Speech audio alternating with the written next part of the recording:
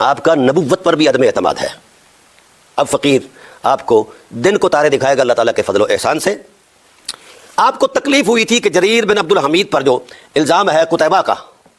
کیونکہ قتیبہ بھی 246 کا بندہ ہے نا، اس کی وفات ہے نا 46 اور 75 جو ہے اس کے درمیان معاصرت موجود ہے نا، 40 سال کی، 20 سال کی، 30 سال کی، تو ہم نے معاصر کا اور اسی زمانے کا بندہ دے دیا ہے، آپ بھی اسی زمانے کا بندہ دیں، آپ پر واجب ہے جو یہ بیان کرے کہ جریر جو ہے یہ سنی ہے، اس کا سنی ہونا ثابت کر دے، ہم آپ کو سلام کریں گے،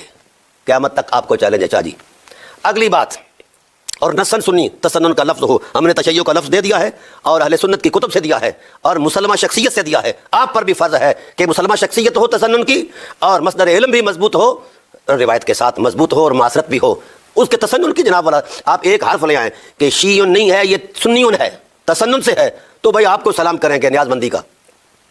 اصل میں آپ کی تکلیف کچھ اور ہے، پیڑاں اور تے پھکیاں اور۔ تکلیف یہ ہے کہ آپ کے ماموں جان،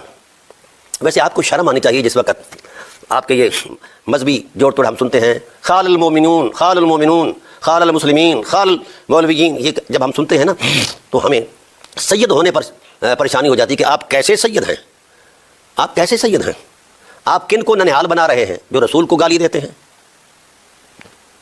کیونکہ علی کو گالی دینا رسول نے فرمایا وہ مجھے گالی دیتا ہے، جو اہل بیت کو گالی دیتا ہے وہ رسول کو گالی دیتا ہے۔ ایک طرف تو آپ کے فتوی یہ ہے کہ جو نالین کو نوائل کہے وہ مرتد بھی ہے، واجب القتل بھی ہے کہ اس نے توہین کی ہے، اور جس نے بظاہر رسول کو نبوت کے ممبر پر چڑھ کے غلیظ گالیاں نکالی ہیں، اہل بیت کو، حسنین کو گالیاں نکالی ہیں، وہ مقبول راوی ہے اور صحیح بخاری کا راوی ہے۔ شاہ صاحب آپ کو بڑا قرض چکانا ہوگا، ابھی تو ہم اس طرف آئے نہیں، پہلے تو ہم تھے آپ کے ساتھ تفریح میں لگے ہوئے تھے، اب آپ میدان میں آئے ہیں اور وعدہ کیا ہے کہ ہم کھڑے ہیں، تو ہم بھی کھڑے ہیں انشاءاللہ العزیز۔ جب تک آپ مسلمان نہیں ہوتے اور ابو طالب علیہ السلام کے دائرہ رحمت میں نہیں آتے تب تک ہم آپ سے یہ مطالبہ کرتے رہیں گے۔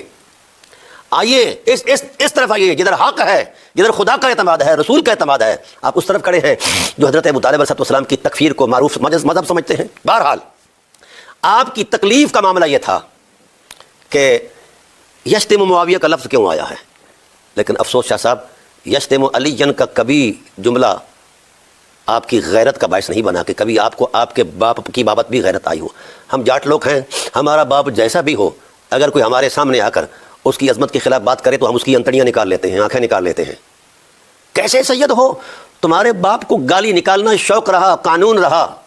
علی کو گالی نکالنا ایک شعار رہا، ضرورت رہی اور سالوں سال رہی، آپ کو لمحہ کے لیے بھی آپ کے باپ کی غیرت نہیں آتی۔ لگتا ہے جو آپ تعلق بتاتے ہیں وہ صحیح نہیں ہے۔